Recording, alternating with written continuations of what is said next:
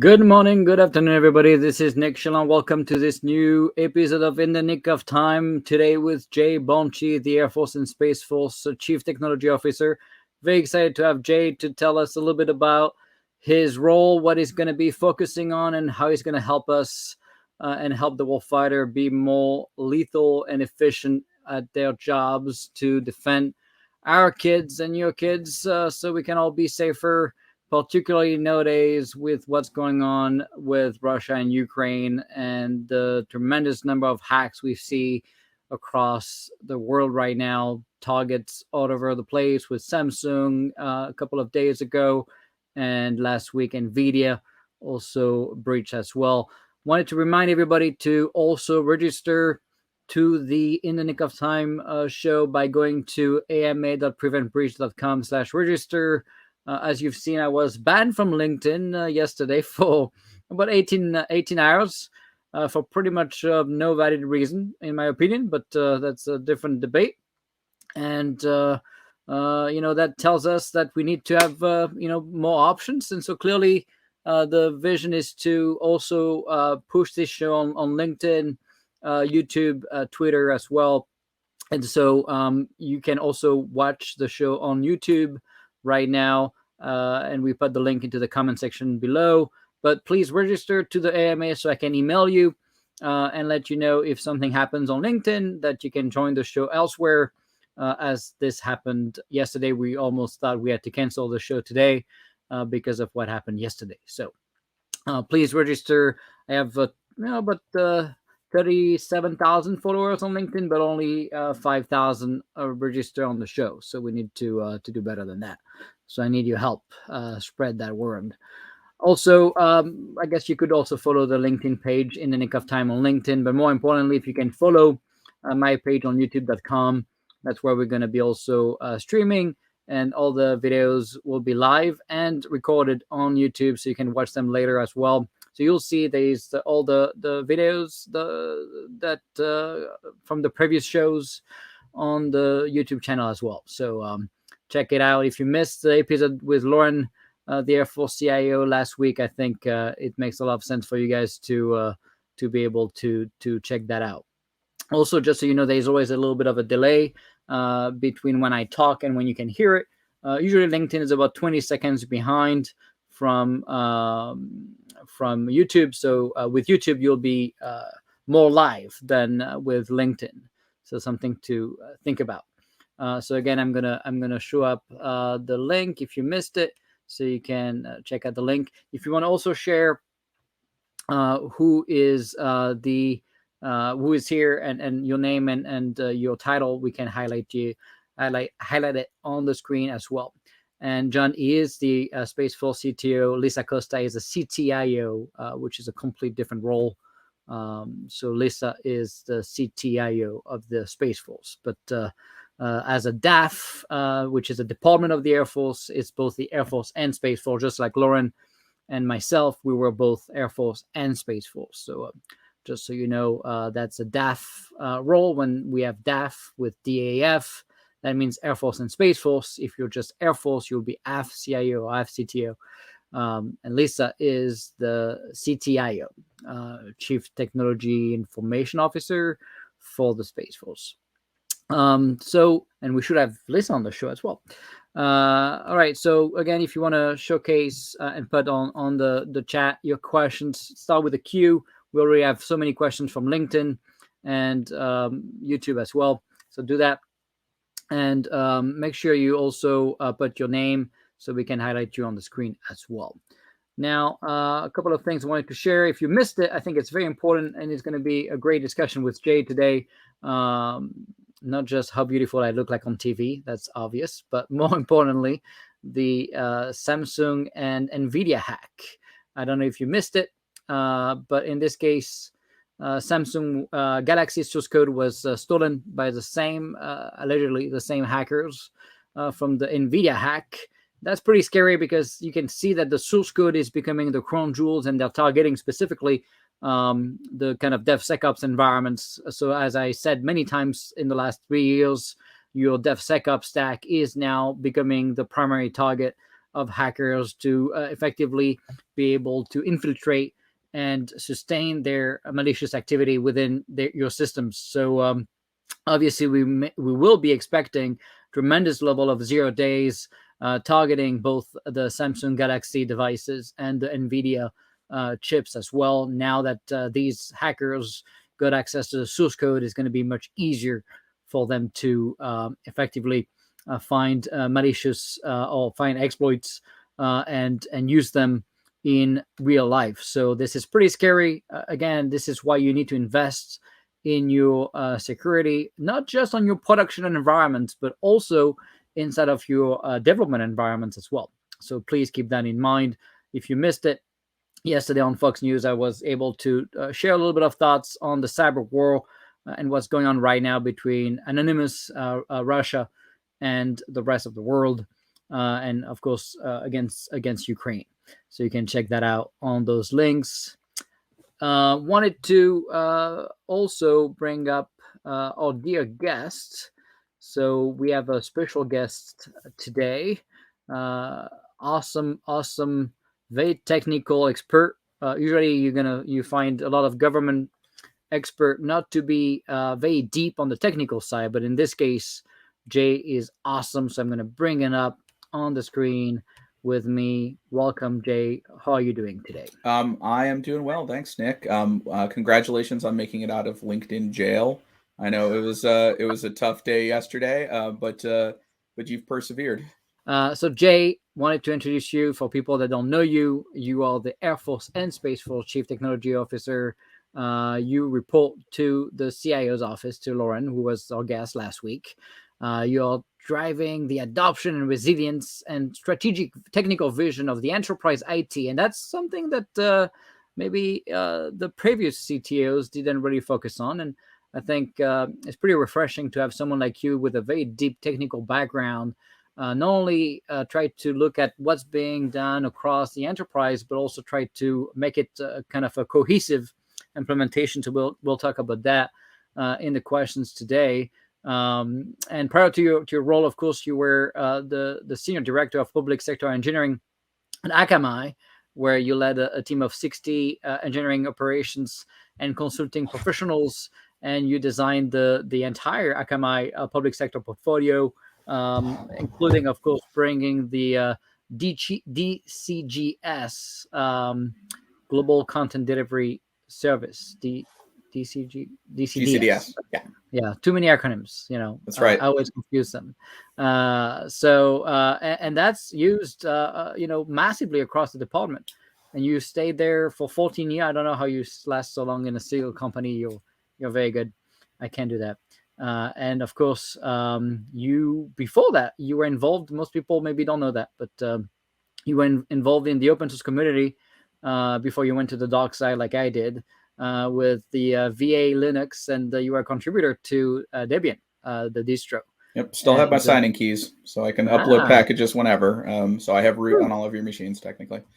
This is pretty good. Yeah, I may need to use them one day. I don't know. Well, I don't know about that. I have my PHP once. I can trade. There you go. I also put in a patch to PHP back in the day. There we go. Yeah. So and you're an Eagle Scout. That we're going to need to learn more about the Eagle Scout stuff. But I also wanted to point out that people that don't follow you already on LinkedIn should do that on that Jay Bonci LinkedIn link right here. All right. Thank you. All right. So for people, again, that have questions, wanted to remind them, put it into the comment section, but start with a Q, because we have so many questions and comments. We don't know sometimes, who is asking what. So don't forget to put your name. Sometimes your name is not going to appear. I'm going to show you what that looks like when you don't do that, so you can see what we see right here. As you see, I have no clue who made the smiley face. So always good to mention your name after that, so we know when you're hiding your profile, particularly on LinkedIn, there's a feature that hides your picture and your name. So, all right, so don't forget to also show put your name and company, so we can highlight you on the screen. We have people coming from all over today: Australia, multiple countries outside of the US. So it's pretty cool. All right, so Jay, tell us a little bit about, and I'm gonna bring the next beautiful slide. We talk about your journey a little bit, but we want to hear from you. I mean, particularly the Eagle Scout. I need to know. Yeah. So, I bring one of the things that I like to think I bring to this role is an extensive knowledge of knots and how to lash together sticks. So, if we need some real pioneering infrastructure as on top of our digital infrastructure, that is I'm the guy. No, but I spent, I come from the commercial space. I had worked with the Air Force and the Army for, kind of under the DISA umbrella for really over a decade, as well as working on some commercial elements on the kind of custom engineering side of Akamai's business. And, decided, 14 years was time to get restless and time to take on other challenges. And I had known Lauren from my work at the Air Force, and I had known, I have a lot of people I'd consider dear friends there, and decided that this is kind of the right time to kind of take up the mantle of the mission. The CTO job and the series of responsibilities are something that I really have the opportunity to kind of make my own. There aren't a lot of statutory responsibilities, I think, associated with the job, and so really get to focus on what we think is going to make the biggest impact. And to that end, my predecessor was really focused on the innovation kind of science and technology piece of this, which is incredibly important. Topics like quantum resilience, topics like 5G when it was in its infancy, topics like some of the more nascent identity pieces. None of those were incorrect and were good to kind of drive in the Air Force. But now as we're kind of moving into this world where you will mess services up if you silo them.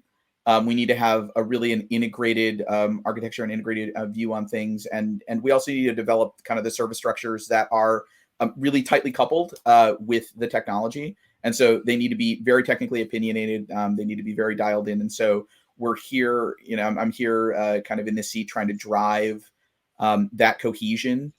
So when we look at like major initiatives, AI readiness, we're looking at really the push to the cloud. We're looking at things like zero trust as an architectural imperative. It requires so many underlying pieces to get right that you can't just have identity guys do one thing and network guys do another thing, and have your application people do a third thing. Years. Well, yeah, and and you're not going to get great outcomes. And so, so the world is increasingly cross-functional. We need to have technical leadership to guide cross-functional efforts and to make sure that there aren't seams in between them, as well as the incredibly talented, dedicated engineering and service members that are here to make this reality. So it is it's sort of an exciting challenge. We have a lot to do, and I'm really happy to be here. Yeah, and so I remember being shocked when I started to assess some of the enterprise readiness and seeing even within the same PO shop, a lot of redundant work. And funny enough, teams complaining that their enterprise service that they were building was not being used by others, but yet those same people were not using the other enterprise services created within the same PO shop. So a lot of redundant work. You talked about identity management. You talked about even cloud basic capabilities. When you start to assess the kind of the redundant work, what was the most mind-boggling finding you had during the first few months? I think there are a few elements that we need to kind of make sure that we have a consistent vision on. A lot of duplication, I would say, is driven by org and funding lines. And so, we have a base infrastructure program, which is powered by one color of money, and then we have another base infrastructure program that's driven by another color of money. And the way in which that gets prioritized and that gets chosen tends to dictate which color of money gets used and where it ends up in the priority queue. And so those are the types of things that people broadly know they're duplicative, but it requires one of the most precious commodities in the Air Force, or really any public sector organization, is going to be senior leader attention. And it takes, because the organizations are set up in a certain way, right? Where you have a cloud shop that is perhaps delivering certain types of enterprise capabilities, like let's say ICAM, right? There's no suitable enterprise one, so they're going to deliver an ICAM solution. And Platform One felt like, oh, we need to have something that fits into our DevSecOps tool chain, so we're going to deliver another one. Because those orgs are separate, and there isn't really strong leadership at the outset to glue them together, right? Whenever something comes up, then they tend to kind of instantly splinter. And so we see a lot of those types of examples. People know that it's happening, but oftentimes there isn't sort of money or attention to get after it, or prioritization to say, hey, we have the ability to take the money from this thing and apply it to this thing. And so, there are lots of programs that are doing things that are 80% similar, and the difficulty comes in how you resolve the remaining 20%, or how do you shuffle together a core service for that, right? So like there are plenty of good examples where we'll take, for instance, weapon system needs to provide or buy private transport for itself, right? That transport could be provided by the enterprise, but there is some key characteristic about what the enterprise isn't providing that causes them to make a perfectly rational decision with their money to go and do it. And the way there are lots of ways to solve that, right? The first of which is you need to make the Air Force a little bit smaller, right? When you're trying to coordinate among 700,000 people, it's very difficult. And also culturally, area of responsibility owners tend to think like, okay, anything outside of my program purview is risk, right? And I have to be able to control that risk. And the way that we control for that in an enterprise setting is with good service models, right? When you have things that are API driven, when you have things that are provable, when you have things that are that you can see and you can understand, and you have a shared responsibilities model as to how you consume it. Those types of things are able to be consumed by other people. And so increasingly the enterprise needs to be able to prove its credibility to those stakeholders, so that we can start to do things like get better buying power. We can start to get things about we can start to get a sense of true enterprise services and scale. Yeah, and I was very shocked also that even if you look at the portfolio of C3INN of Gunning Schmidt, who was an awesome dude, they didn't have someone to really look at the engineering of all these different teams and make sure that there's a cohesive implementation A to Z of all these services that depend on each other. And there was really no kind of, chief engineer of the entire portfolio really getting down in the tech weed to see how is identity management is going to work with Zero Trust, going to work with cloud, going to work with Platform One, and all these different things. And often you would find, work done in a vacuum by each team, even within the same PEO, let alone across the DAF, right? So it was even at the PEO layer, and the same teams. That was always almost funny to me. The same team that were complaining that people were now using their services as the enterprise service, yet we're also now using the other services of the same PEO for other enterprise service, right? So it's like, well, you're not leading by example, right?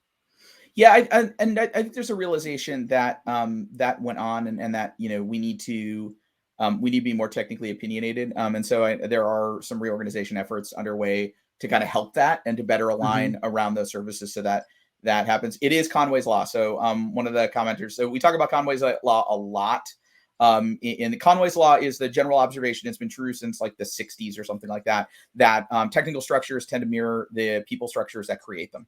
And so if you have two groups and they're building different things and they don't talk to each other, then their systems don't talk to each other. And then if they have similar needs, they tend to duplicate it. And it's not malicious. It's not incompetent. It's just that leaders have this massive purview, and it's difficult to be able to drive into the weeds, to be able to tie together two outcomes at kind of a sub-program level, or to be able to re-chop a series of offerings to get to a granular level. So you'd say, okay, actually, hey, you over in the base services division, you should use this component from the cloud division because this is duplication, right? And to kind of to structure that. And so it is very challenging. It is something that we have clearer eyes on now. over the last year, and I'm happy to report that I think we're making good progress there. We're also sweeping together similar functions. I think one of the other core things that's like actually very specific to the Air Force is that it's very difficult to innovate in the center. And so because of the way that we fund the center, and the center being sort of the enterprise dollar set, what we're going to see from here really into perpetuity is we're going to see innovation out at the MAGCOM and wing level. And what we need to do is we need to be able to publish the information that they need, and then to figure out what their path is to take something that's great and promote it into the enterprise. We're doing that right now with Integrated Warfighter Network out in PACAF.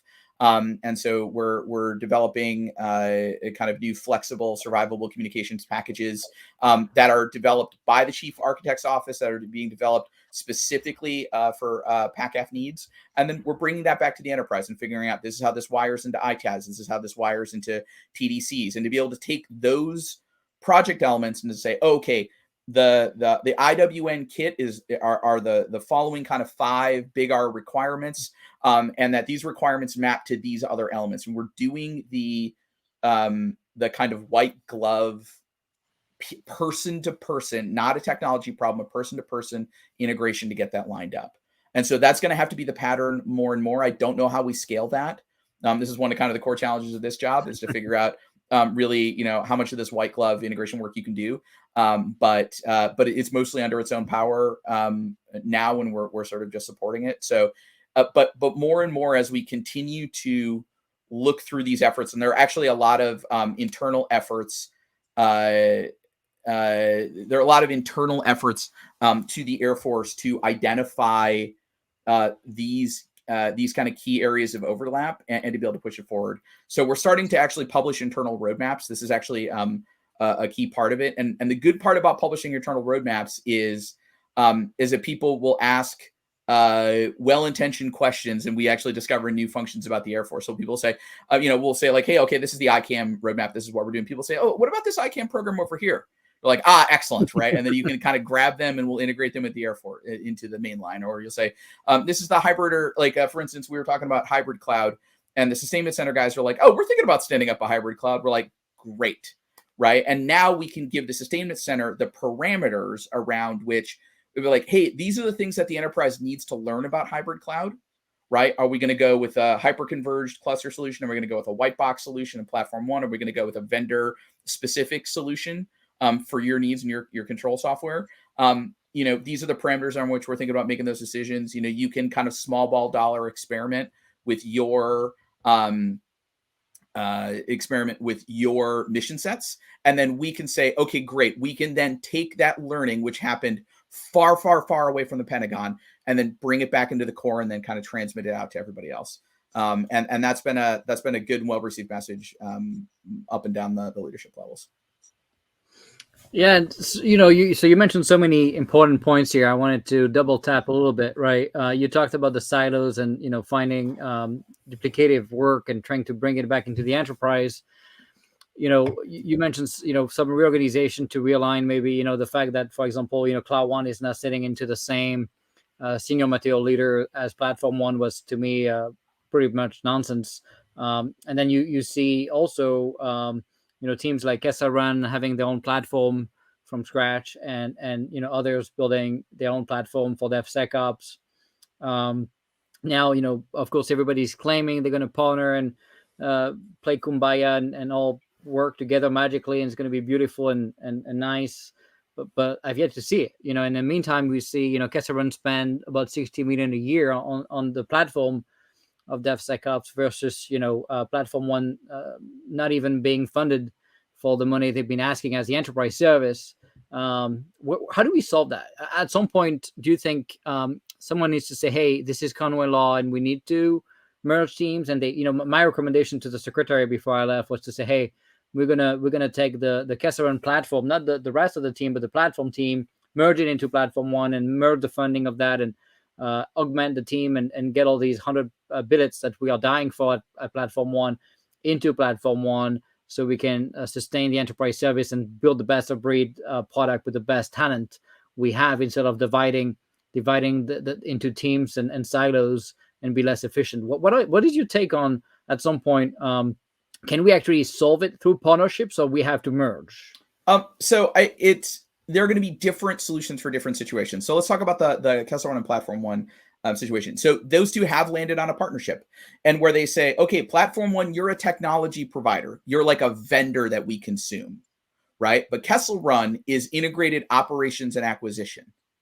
And so when you start to think about things in terms of those shared responsibilities and the kind of contract that you leverage between the two groups, you start to land on responsibilities models that don't involve simply taking the line of Conway's Law and moving it to a different place. There are times where putting teams together and making them work the same way and to breathe the same air and work on the same tool sets is the right approach. And what I would say the dividing line is, we need to understand the value chain for each element that they provide and the linkages between those value chains.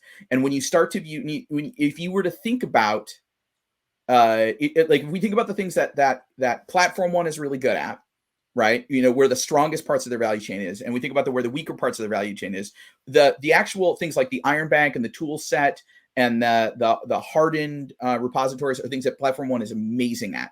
And then if we look at things like Party Bus is on the weaker side of their platform, on their other value chain. And so we say, okay, great. If you look at Kessel Run, it's inverted, right? And so the weaker part is the platform. They had to build a platform. They didn't want to have to build a platform, right? To the point where they in the early days they bought Pivotal. And so because they thought okay, this is kind of the weak part of this, we're gonna kind of buy this. And so they bought that part of the value chain.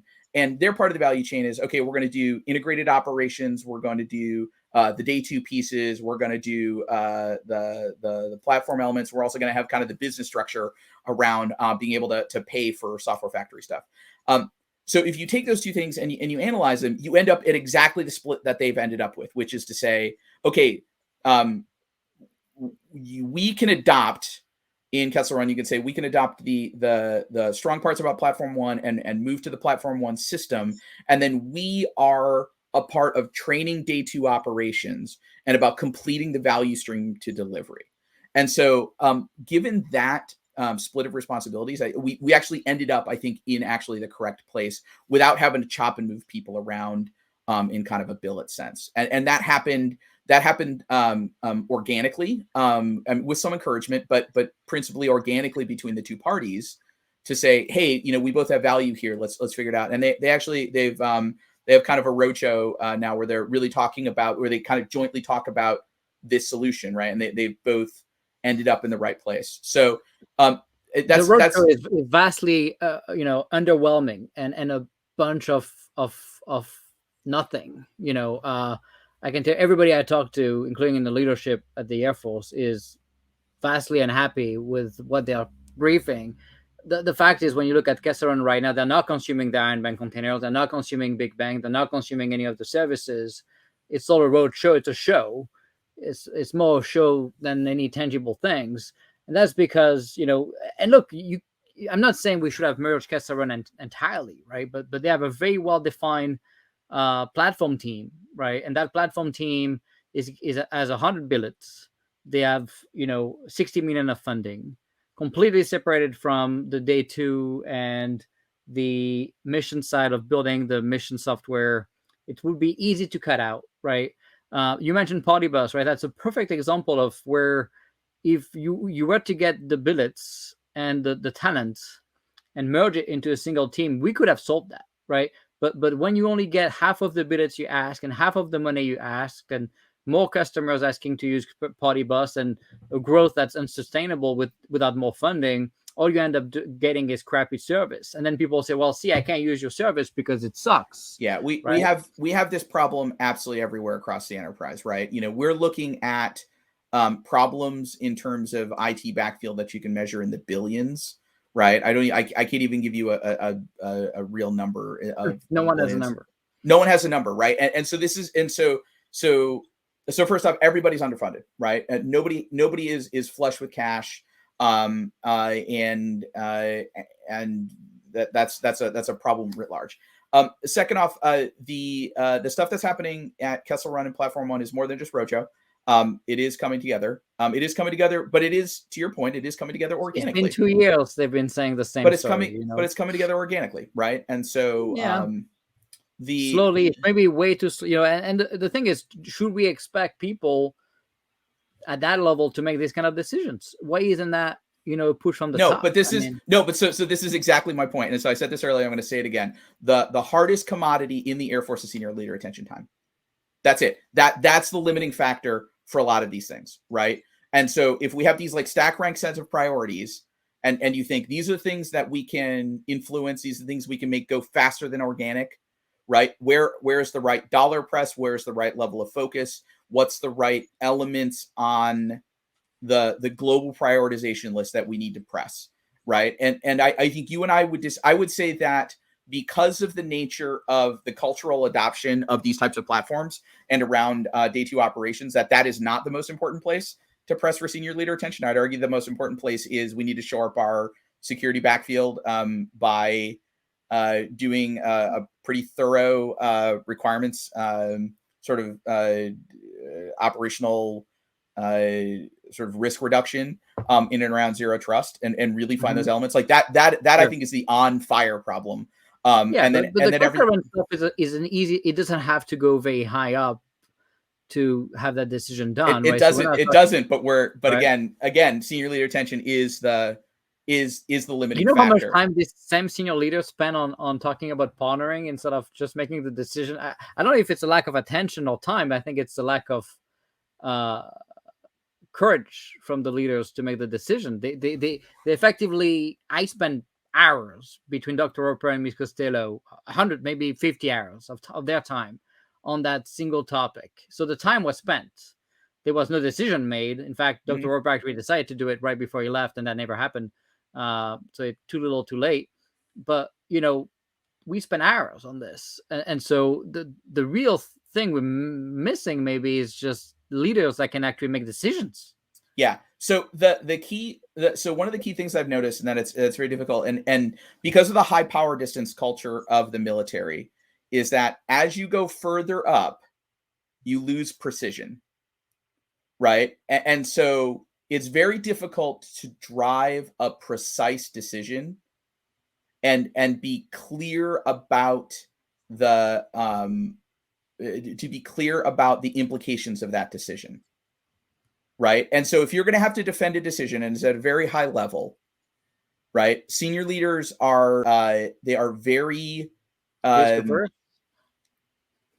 no, I no, I actually I wouldn't even call it risk averse. I would call it personal capital averse. Okay. And so senior leaders are very willing to take risky decisions if they understand it, or if they understand who the impacted stakeholders of those decisions are.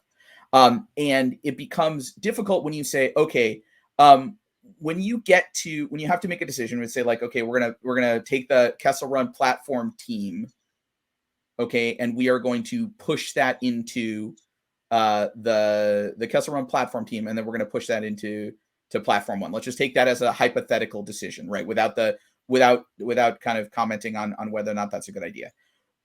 There are they need to understand what the budgetary constraints of that are, what that is going to do to the Kessel Run deliverables, what that's going to do to the platform one deliverables, what that's going to do to the organization and the billets, what that's going to do, in sort of manpower projections.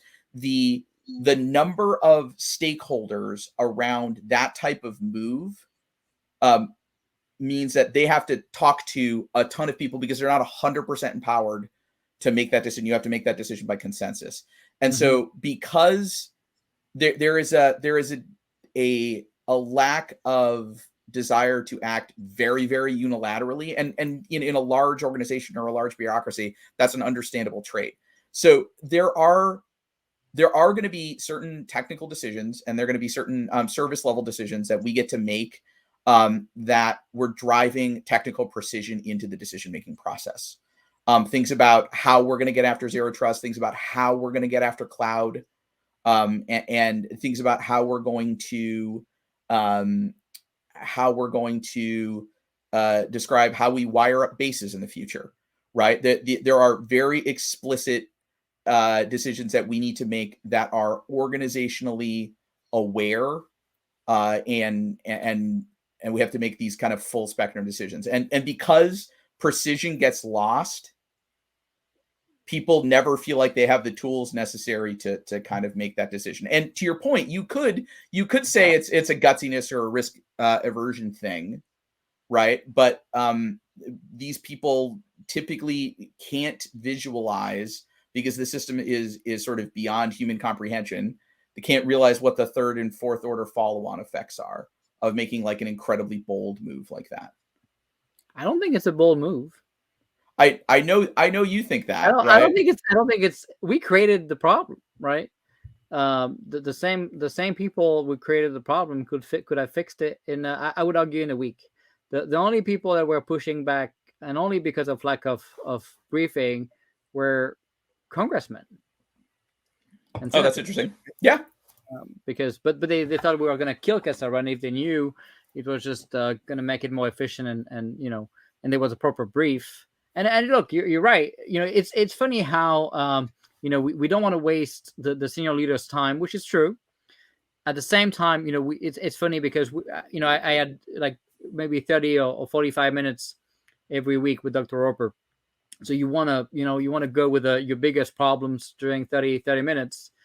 But even if you end up spending 5 minutes on the topic every freaking week, right? You get 5 minutes on the topic.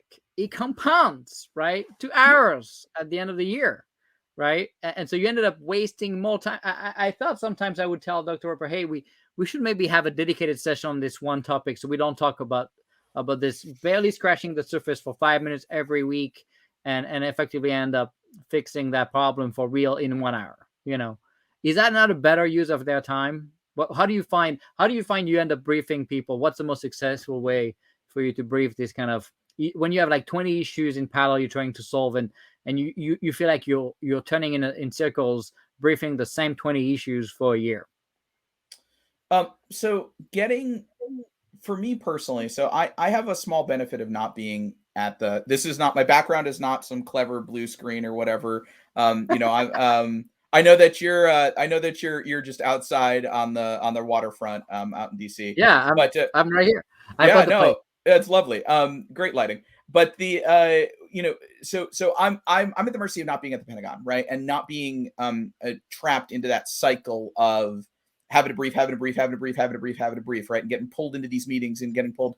And so and it's really vital for my role to be able to kind of laser focus in on very specific issues, right? So we're going to say like, okay, we're going to dial in, and so like last week we really dialed in a lot of our ICAM implementation issues, and platform one is off and running, right? So we got a lot of questions asked. We were like, hey, what is our strategy for NPEs?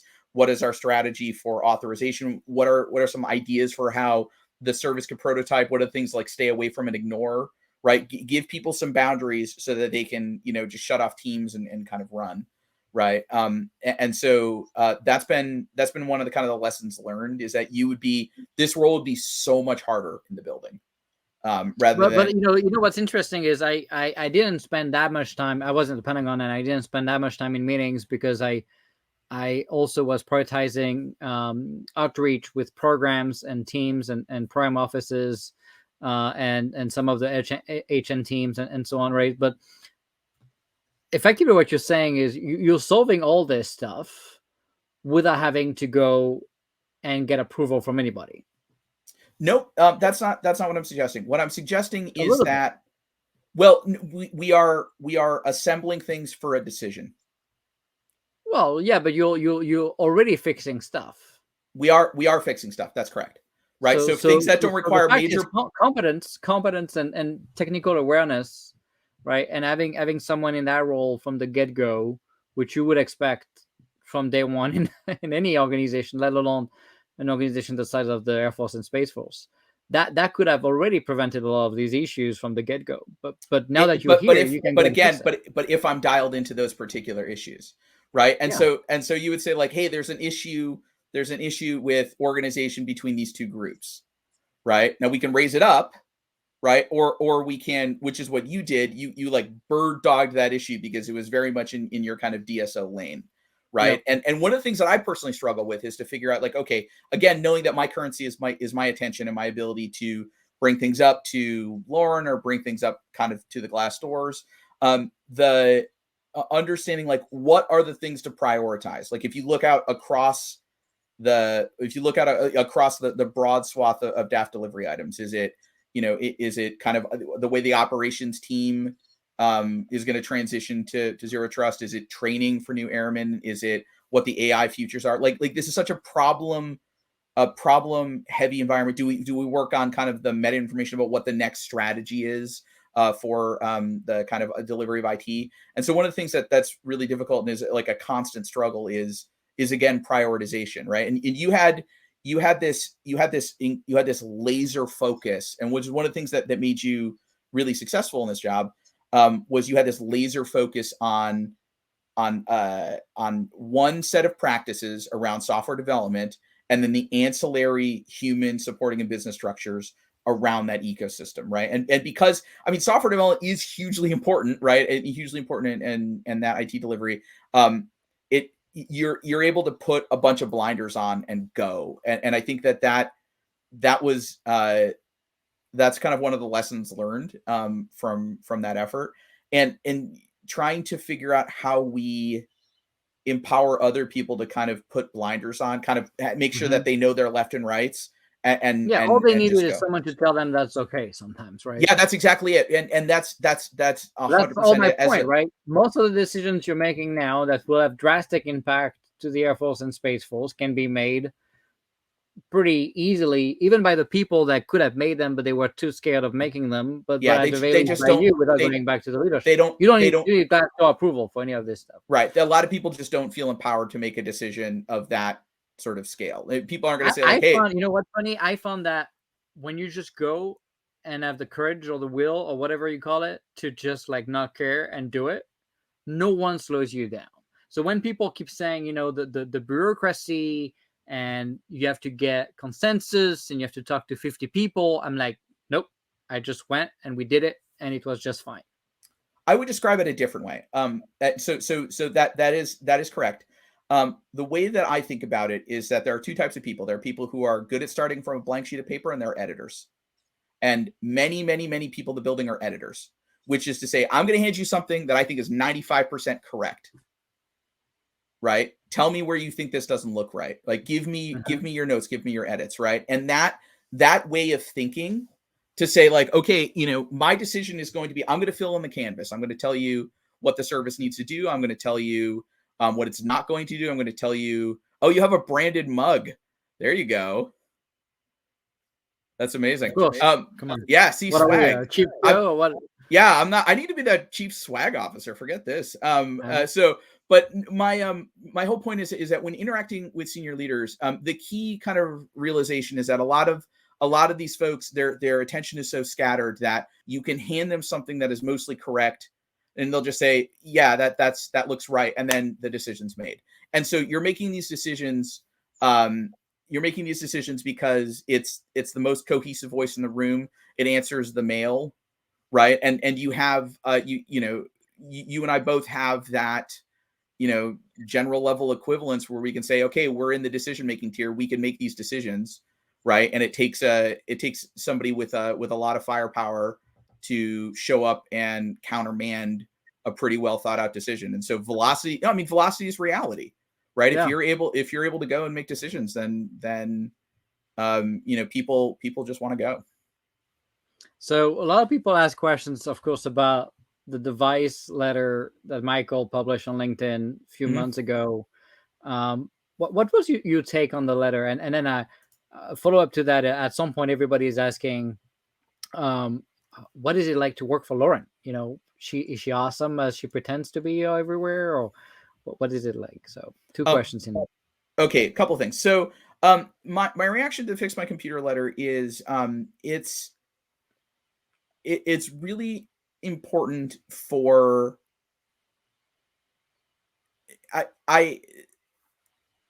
so there's this cultural notion, and it was in some book that I read, that it was a Christian Bros book, Kill Chain. And so there's this Oh, the kill observation chain, in yeah. the Kill Chain. There's this If, observation in if Kill. everybody did not read the kill chain on this show, they should go right now Great and book. buy it. Well, one of the cultural observations, and it really stuck with me, because the author is and I've gotten to chat with him a little bit. The author is a longtime Pentagon person. It says there's a conservatism in the military where they won't act until they feel that not acting is more dangerous. And so you're like, oh, okay, that's really interesting, right? That you understand that sometimes there are things and there are events that drive an unnatural urgency in things, and it's very difficult with the problems, with the threats, with the gigantic mandate, that's the huge sheer size of the organization, that rounding off effect where like urgency gets watered down. It sucks that people inherently knew the computer thing is a problem, right? The IT people of the world were like, we have my team is working with the Glassdoors right now to basically say, hey, we've known for 3 years this is a problem, right? We have Colt Woodall, the chief experience officer, who gets up every single day and tilts at this windmill, right? Where we're struggling to get tools funded, we're struggling to get these things funded, and then occasionally like this voice will ring through, and then it gets that unnatural urgency, and we're just trying to grab onto that and say, yes, absolutely, right, and here's the plan.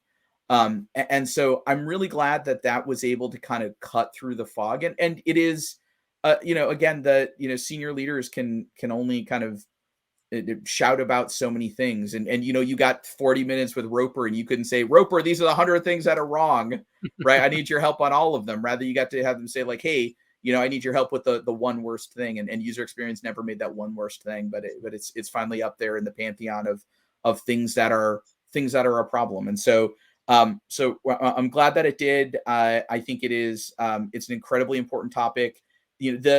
For me, the way that you fixing it though? Everybody wants to know if you're gonna fix it. Yeah. So that there's no. So there's so the fix my computer thing is actually like 10 things. And so yeah. So the main one is kind of the dual. First the device itself, which I think has been solved. It's just a matter of. It's a matter of cycling. That's exactly it. So supply chain is cycling through. So we know that the second one was the cyber. I think the biggest one, after that was the cyber endpoint two protection tools fighting each other, right? Yeah. So those are the top two. There are some other things as well in and around Active Directory configuration, the way we do GPOs. There's some protected OU stuff in there. What GPO is a global. It's a Windows Active Directory global policy object. It's it's a configuration item for Windows Active Directory instantiations. We have thousands of them in the Air Force to meet all sorts of compliance rules. The management of them, we need a lot of work there. So, but what I'll say is that we broadly know what the problems are. We're getting after some of them. We're going after some centralized patching and other things to speed that up. So is it a centralized team? Is there a centralized team in charge of Air Force endpoints? There are. Okay, so there's a couple of answers to that. So MatchComs buy the hardware. We set a minimum floor, but you buy them through the centralized. I think there's a GSA vehicle where we just get immense buying power on laptops, right? Because we just buy so many of them. And so we have that's available. And then we have a team that's available for the Windows configuration. We have some operational elements. What about the Windows? Like, is there a whole team responsible for the compounded user experience of all these things put together? So it's Colt. So Colt with his but this is the thing, right? And so the Colt with his band of upstarts, the Triple C is very for people that don't know, just Colt Whittle is the chief user experience officer. Yeah, chief user experience officer of the Air Force, right? We're the only department with a user experience officer. Colt does amazing work, but he's an HQE, right? He doesn't have a large team of people. He's a highly qualified expert. So a specialty, part of the like Lauren was before. Yeah. Yes, that's exactly it. And so And so it's you don't have supervisory authority. You don't have an army of people. You co-opted an army of people to work for you. But actually, we can. Well, just so you know, we can have supervisory. I had it in the. Oh, you had it. Okay, great. Yep. So, but yes, so that's But he doesn't. He doesn't. But he doesn't. Yeah. So anyway, but yeah, so there are people working on it. We are doing some of this stuff will be solved by EITaaS Wave 1. We are doing the preparatory work to get to that place. Right. So the EITaaS Wave 1. 5 years? Nope. No. We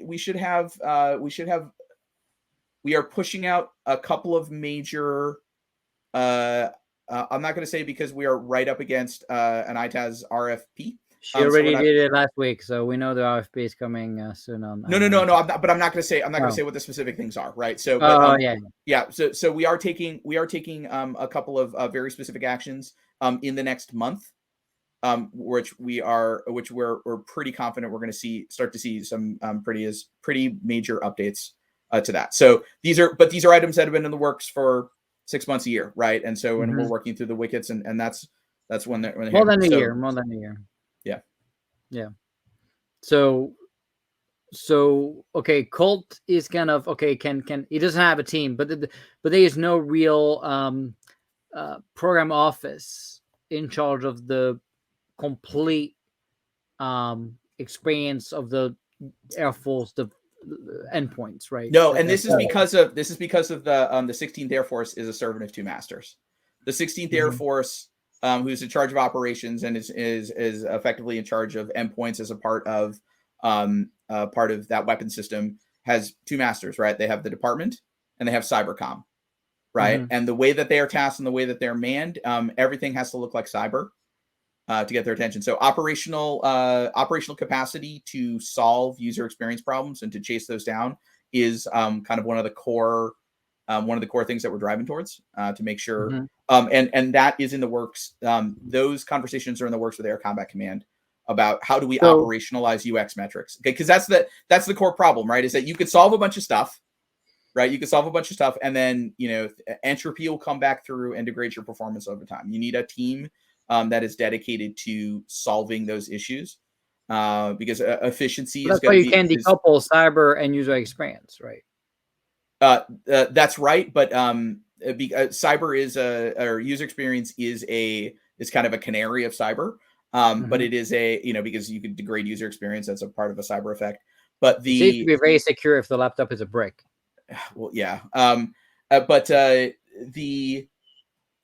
again, some of that stuff, minimum standards for hardware, some of that stuff is, like the EITaaS image that we. What about the endpoint stuff, right? Is that a cyber command problem? Who created that problem? Why do we have two endpoint protection solutions fighting each other on one device? Operational requirements. So one of them is for one of them was mandated by DoD and doesn't do all the things that we needed, and the other one is the EDR solution, and so we need an EDR solution. Do we need to? No, we don't. But they never, because one is a DoD requirement and the other is a. So why don't we turn off the Air Force one then? Be done. We're working on tuning them down now. Is the short answer, right? We're gonna end up, because Lauren was talking last week about, hey, we're trying to work with both companies to see how both products can play nice to each other, and that's not the answer, right? I mean, the answer is just pick one and be done, right? The answer is the operational community. The operational community feels like they need an EDR solution to have specific types of querying control over laptops, right? And whether or not that is a correct or validate or a correct interpretation of that requirement, or whether or not the requirement is the best way to do it, is that's the part that's up for debate, and that's the part that we have to chase to ground.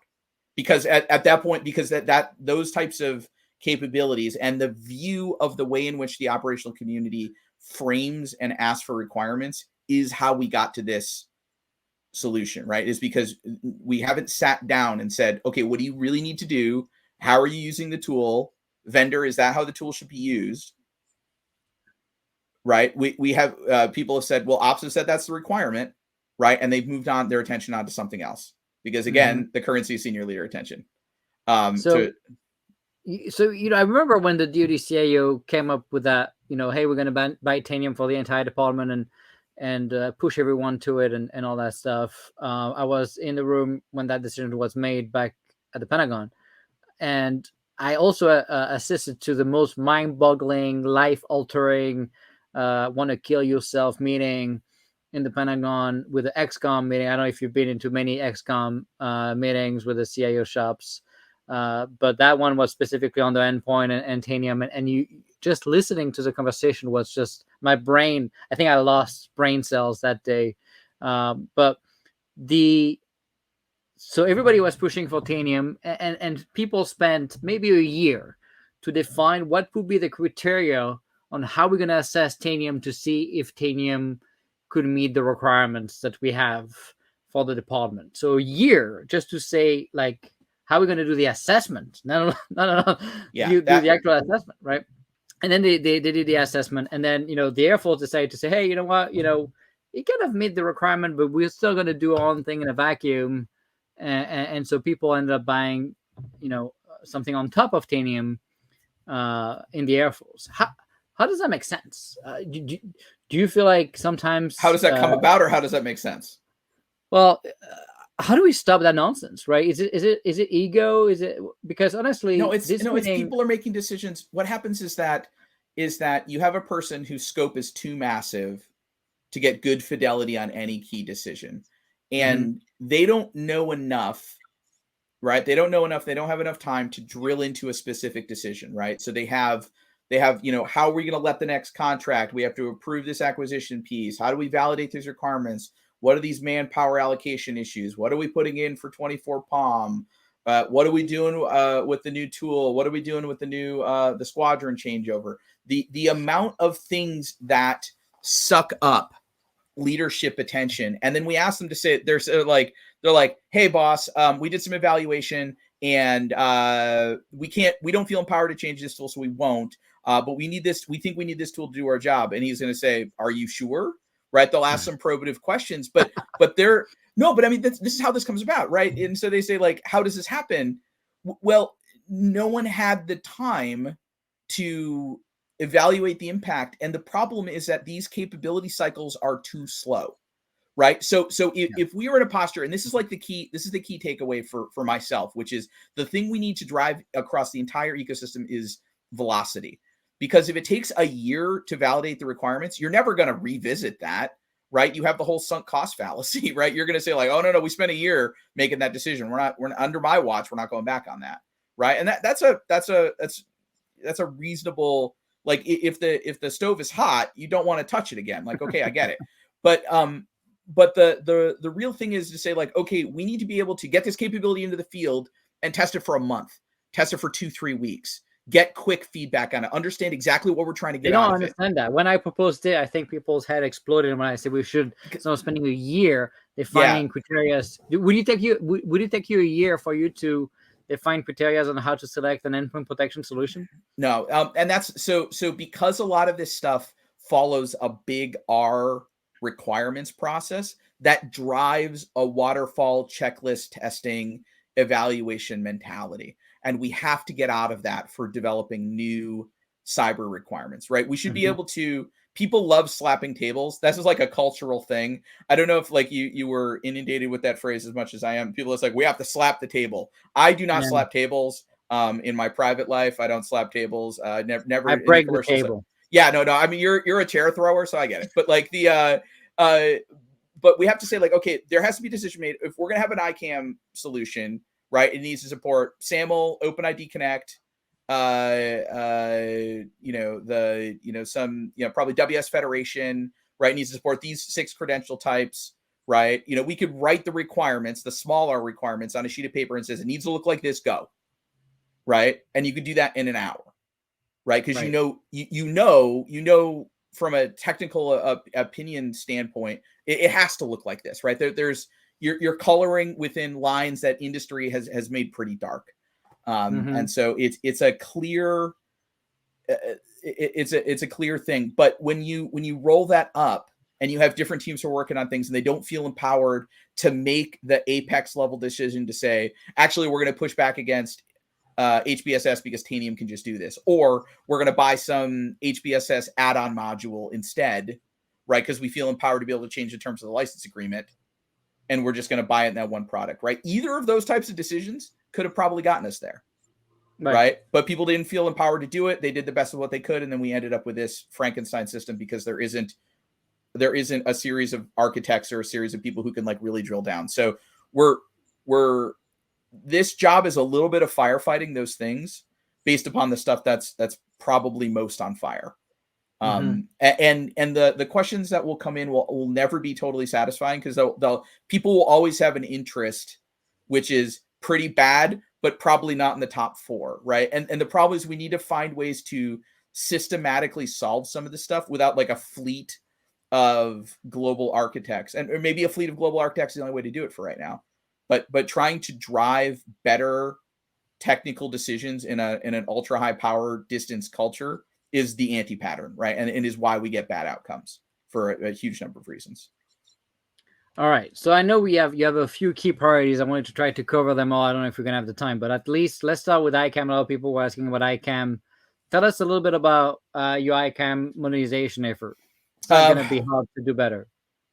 We need a global ICAM solution. We need it to be able to run on top of Platform 1. We have our ICAM needs on Nipper and Sipper are not the places where it's worst. This is just what I'll say there, right? And so we have other networks. We have other. And ICAM is both a person entity and non-person entity, yes, right? It's and not non-person. And that's a first. I don't think that's been done before, right? No, it hasn't. And so some of the stuff that we're actually experimenting with and trying to get our heads around right now is.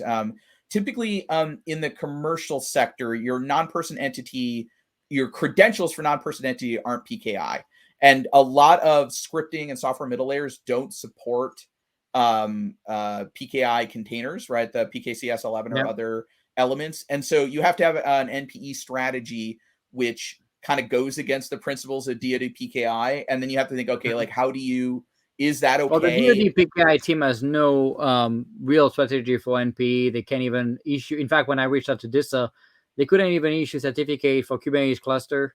I wanted short-lived rotating certs. They have no automation to do any of that stuff. Yeah, exactly. So like there's no like Acme server or something like that internally where you could do like kind of like the Let's Encrypt system, or even there are a couple of proprietary certificate issuance items.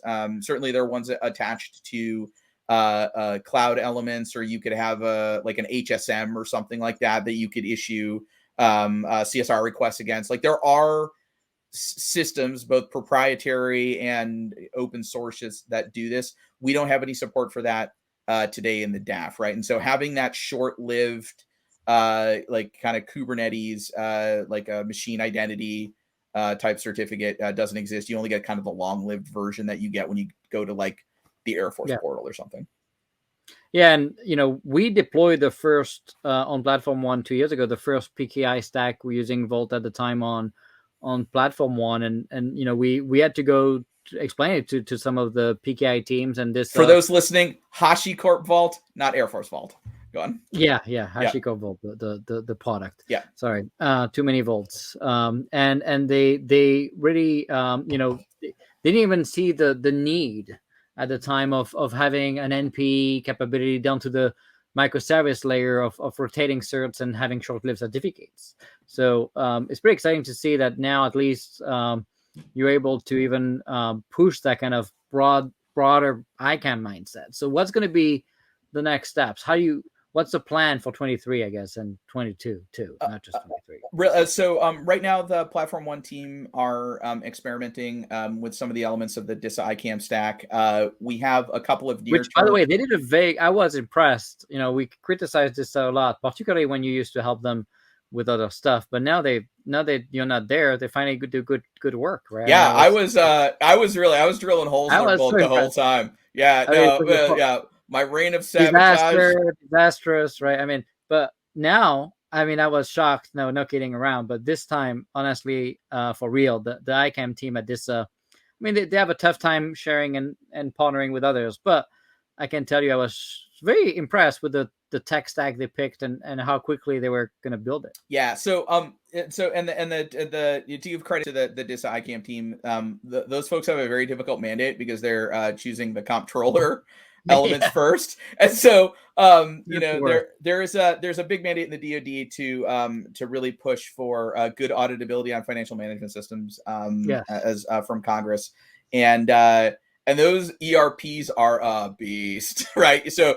it's not just commodity applications that use like a good, like a SAML middleware or something. I mean, these are like really deep, make sure the type of identity problem is make sure the submitter of a contract can't approve it, type of financial auditability requirements. And that's so deep in the belly of the ERP. We should do that, by the way, every day with LBAC. And I don't know if you've seen, by the way, I wanted to mention it to people that have not seen it. NIST has been working on next generation access control, and they're publishing a couple of special publications, which actually is taking the LBAC label-based control and LBAC role-based control and augmenting it with NP and augmenting it with more labels. And, it's pretty game-changing. It's pretty much what you guys are doing now in real life, but I was also impressed with that work at NIST as well. Yeah, NIST is my perennial plane reading. When you're like disconnected, you don't want to pay $4 for airplane, and you're like, all right, 100-page NIST document. So you're the one reading all this stuff. Hey, occasionally you have to, right? You have to like understand like what they're getting at. So we're the Platform One team is kind of experimenting with it. We have a couple of near-term customers who need it right away. The Identity Federation components of it solve some of our identity movement issues. There are some other things as well that we're looking at, like license management as an attribute, other things that we know that some of those products do. So what about the NATO? Are you working with MPCO and bringing in all the partners? Yeah, so mission partners, I mean, especially with especially with the kind of state of the world, our coalition partners are incredibly important to work with.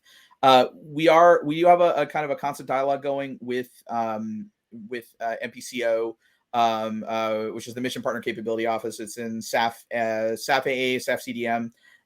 Technically, it was the executive agent for all of the DoD for the kind of next generation partnership networks. And they have really unique identity challenges because you can't install things on foreign national computers. And if you're working with, I'll pick a friendly country. If you're working with Canadians, you can't validate Canadian identities, right? You have to trust the assertion that the Canadians have in fact vetted. They kept saying it was challenging, but honestly, it's not that challenging if all you got to do is blindly trust it. Is it really? Yeah, sure. I mean, all you got to do is nothing. I mean, this is our some trust architecture. It's fine. I mean, come on, this is like trust blindly whatever the IDP of the foreign partner is telling you, and move on with your life. Is that really a challenge? They kept saying this to me. I'm like, pretty much you're telling me you got nothing you have to do. So why is that hard? I don't know. Yeah, it's so trying to understand like how you map and how you coordinate on central attributes, and how you do the labeling and labeling and stuff like that. It's not a technical problem as much as it is a multinational coordination and data sharing agreement problem. But it is, but no, a lot of conversations with those guys. There's also a lot of DSOG and J3 stuff in the mix because it is a large and J6, right? Yeah, J6. That's exactly it. So because it's joint, that used to be my life. So there you go. I still have nightmares. So, although I miss it too, so I guess you can have nightmares and miss something. Oh, this job is no. There are you can look anywhere around you and find something that desperately needs your attention. Yeah. Right. And you lose a little bit more sleep every time. Yeah, I mean, you and I mean, I've lost more hair than you, so you're doing great, right? Yeah. Well, you started already with almost nothing left, so yeah, I know. It really is. Yeah. I gained 20 pounds, So. There you go.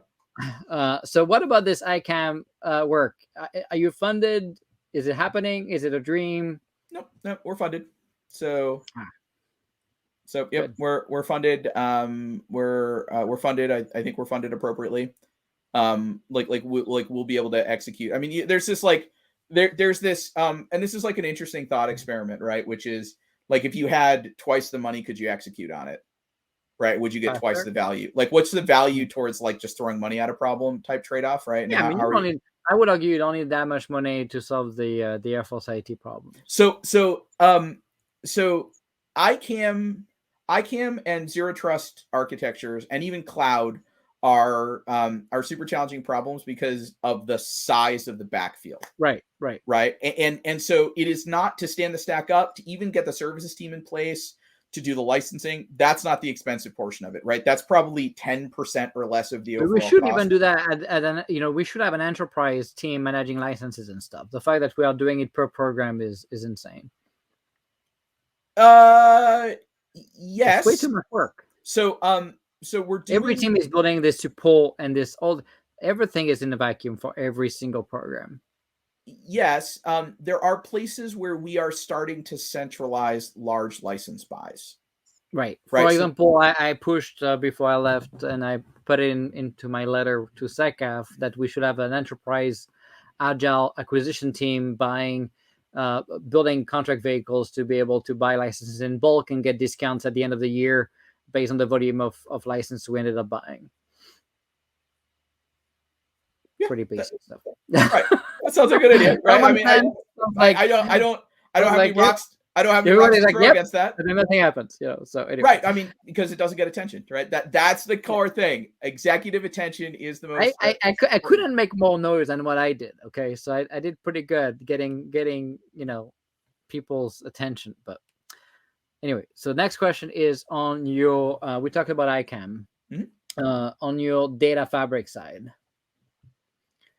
Tell us a little bit about what's your plan. I remember when we were assessing it, we had 26 data lake warehouse things in the Air Force. There's kind of 6 that we want to really keep and focus on. Yeah, we've identified 6. Yeah, we've identified 6. So this is one of the things that we're starting in a couple of weeks, which is, what are the data access paradigms for... How do you create like a central data access paradigm?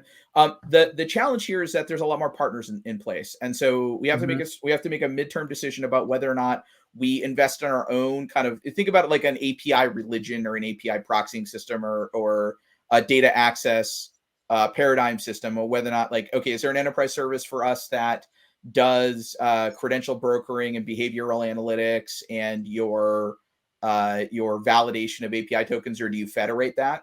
And then what is the credential management system to the MPE problem? So understanding the data access pieces and how that relates to whether or not the platform is kind of proprietary and bespoke, or whether or not it's assembled from components. That's what we're kind of laying out on the table to get a solid way ahead on. But what about the 26, right? We got 26. There's still 20 that has to go away. Yep. So it's going to be a matter of. Well, again, it's never going to happen, is it? No. It will happen. The trick to figuring this stuff out is to look through basically the receipt store of the Air Force and hit sort, right? And whichever the data lakes are that are the non-enterprise ones that are using the most amount of money, we're going to have to figure out how do we develop the business model to get them into the enterprise data lake. Or whether or not that's even worth it, right? Whether or not you just age that data out and move over to the new one. Moving data lakes is a particularly ugly problem, just because of the sheer gravity of them. But the getting into the how you liberate data from the boutique systems is a core problem. We need a services team that does basically only that. Right. Okay, so are you also funded to start merging and fixing some of that? Because we don't even have a proper LBAC capability at any kind of scale. I was bringing Kafka and Elastic at the time to bring PubSub and basic lake capabilities with policy enforcement points to enforce labels and things like that. We have a few data tagging pieces in some of the data lakes. Like I know there's one in Vault. There is a limited one in Elixir. And so, But it needs to be accessible to the enterprise and much broader. yes. So building up from the building blocks section. I mean, UDL as Kafka, right? But it's Yes. the way they implemented it by putting it behind a proxy and not making Kafka accessible is a massive mistake. I haven't looked at it, so I will take your word for it. It's effectively they have a proxy in front of it, so you can't use any of the connectors. You have to talk to their custom code proxy to authenticate and do the labeling, and so it's kind of a middleware between Kafka and the consumers, and it makes no sense. I believe you. So we're looking at that again. We're looking at that problem. We have like this with a sort of benefit of COVID being ways that we're kind of starting these major like shut off email deep dive sessions that are really pretty valuable. That are pretty valuable for the enterprise. Let's see here. And so we're doing some of that in a couple of weeks is sort of the answer. But I know that we have to get MPEs correct. I know we have to get the governance pieces correct. We have to get the business ownership for MPEs correct. We have to figure out, what the API story or the access token story is, whether or not we're going to do things per platform or whether or not we're going to have generalized ones. Yeah. You want to be able to delegate down to the lowest level, right? All these labeling and data ownership kind of control. The funny thing is when we had 26, the first answer that people come up is let's create a 27 so we can solve it all. Yeah, that's right. Now there are 27 standards. Yeah. There's a great XKCD comment about that. Be like, oh, these 18 standards don't solve anything. Yep. I remember that, there's a famous meme for that, but I guess it happens in real life. I thought it was just a joke. Nope. But I saw it happen. Conways Law. So we talk about data now, about transport, right? You really that's really a big chunk of your expertise, and a lot of people said to me, and I want to tell here people that I completely not agree with that statement. Some people were concerned about your potential conflict of interest with Akamai, and I can tell after talking to you and spending a lot of time with you in the job that's not a thing. I've never seen you push Akamai or try to do anything that's not ethical. So people that think that sometimes are just short-sighted, and you would not have taken such a pay cut and come do this here if it was just a little bit of agenda to come push some Akamai licenses. So I want to make that clear for everybody. And two, your expertise obviously is also deep in transport and everything you've done. What are you solving on the transport side, and how is it going to be different from what we had today? So there's a lot of things, right? So really one of the key pushes that we have is around SD-WAN, which is our ability to compose different modalities of transport into sort of application aware policy that we're able to move around when we need to, right? Whether or not that's DoDen transport, whether or not that's commercial transport, whether or not that's type 1 encrypted, whether or not that's commercial solutions classified. We have a lot of different options for how we are able to connect our users with our data. And so by kind of generating our own plan for SD-WAN, and that's, if zero trust and zero trust architecture is number one, SD-WAN is number two, right? So survivability of comms is key.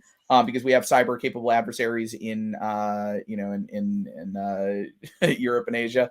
And so, those adversaries are going to seek to kind of deny our movement and our ability to resist that and to bring kind of, massive maneuver to communications, I think is going to be key. So, so SD-WAN is really our solution to that, and it's something that we're getting after right now when we're delivering capabilities this year on. And so Chief Architect's Office under Preston has a stick under that.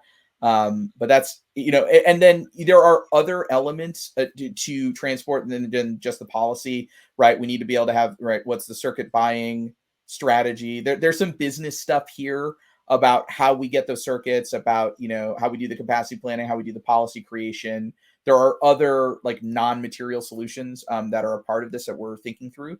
But we need to make sure, how do we have the right partnerships? Is it Starlink as an example of a commercial Starlink Viasat, right? We'll mention kind of competitors.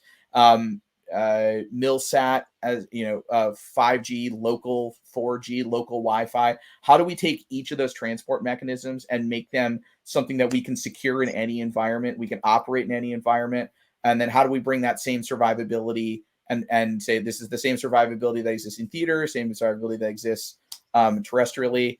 All of that stuff is important and is a kind of key to the architectures that we are developing right now and the types of SD-WAN solutions we're looking at. All right. So we're going to have, I have one final question at the end, but was there anything else you wanted to bring up before we have to let you go? No, I thank you for the time, and it's been fun catching up with you. We'll have to do this again at some point. We can, we want to see your progress in 1 year. Okay. That's for sure. Sure. I'd love to be held to that, right? We'd love to be able to say like, hey, this is what we got done. Okay. So it's what, March 8th, we'll come back March 8th next year. And we'll say like, this is a big year, right? Well, this is what we got done. But, the real challenges here are going to be, how do we find, discover, and communicate better about the innovation that we're doing at the Air Force? There are lots of people who are doing great things at the edges who are, constraints drive innovation, right? And the Air Force is full of constraints, right? And so people find creative ways to get their job done. They find creative ways to solve problems. They find creative ways to kind of pour their heart and soul into the mission. And we want to be able to kind of find and elevate those needs and those successes. And so ways in which that we can find to bring the Air Force together from a kind of an information and knowledge management, knowledge sharing I think is going to be key to the future of how we succeed as a force. Because those innovations are going to happen at the edge, and then the center is going to have to figure out how to support them. We're not going to be making, big programs whole cloth from the middle. So I think it's key to, for us, we think about outreach models, but also like that in reach, like how do we find the interesting things that are happening and give them the attention that they need? Spot on. All right. My next question is always a fun one. So, I asked it before, but I'm going to ask it again because you tried to avoid it. I'm not going to let you do that. So tell us a little bit about how is it to be working for Lauren. No, I didn't try to avoid it. You asked me a 2-part question, and I answered the first one. I know, you forgot the second. I kind of let it happen because I wanted you to do it at the end. Is she watching? Can we tell? She's okay. Always watching. She's always watching. All right. She has a camera in your bedroom. Lauren's great. And so Lauren, I say this before, Lauren's got an amazingly good ground game. She's passionate about the technology. She's passionate about doing the right thing. And so she has really great messaging, and she's an amazing executive like that. It's really satisfying for me to be able to kind of give her the goods, right? Which is to say, hey, no, our recommendation comes with a level of technical specificity that we have run to ground, right? And to be able to give the office of the CIO. So Lauren's great to work for, both personally and professionally. The office of the CIO it has this very unique function where it is not in the military chain of command, but it is accountable to IT outcomes. And if we look at how we view ourselves in response to IT outcomes, and we are that overseer function, we're able to spot the places where the traditional military hierarchy is failing. And I think we have a really good eye, and I think she is dispositionally well aligned to that outcome thinking, both being a person who's kind of outside the military, a person who has, vast commercial experience, and a person who is, a technology lover at heart. And so, I think it's one of her strengths. I think the office plays really as perfect. You make it look like perfect, like she looks. She is. That's she's amazing. A foodie. That's her secret. So okay, that's it. We're talking dirt about Lauren now. So Lauren has, I swear to God, a restaurant recommendation for any city in America. Oh yeah, it's incredible. It's absolutely incredible. I remember texting her like one time. I was at Disney. I was like, hey, where should I eat at Disney? Like huge text about the best places to eat at Disney, like off the dome. So anyway, encyclopedic foodie knowledge. Too bad there's not a chief foodie officer. She'd crush that harder, but CIO, she does well. All right. Well, thanks everybody for joining us. Wanted to thank Jay again for joining us today. As always, it was nice to catch up with you. Next week, we're going to get the CEO of Otimo, Raja will be joining us to talk about how to bring DevSecOps culture and process into an organization and how to scale it. And he's done it with multiple groups, including at Platform One and other teams. So it's going to be fun to see. And how he's investing in people. How is he training people? How is he? What kind of certification is he looking after? How is he enabling that to happen at scale in large organization, in the government, but also on the commercial side? So it's going to be an interesting conversation. Before we're going to get John Olson, the Air Force and Space Force Chief Data and AI Officer, join us after that as well. So it's going to be fun month. So stay tuned next Tuesday, 1 p.m. Eastern, as always. Thanks so much for joining. Thanks, Jay. Good to see you as always. Great to see you, Nick. Have a good one. Bye-bye.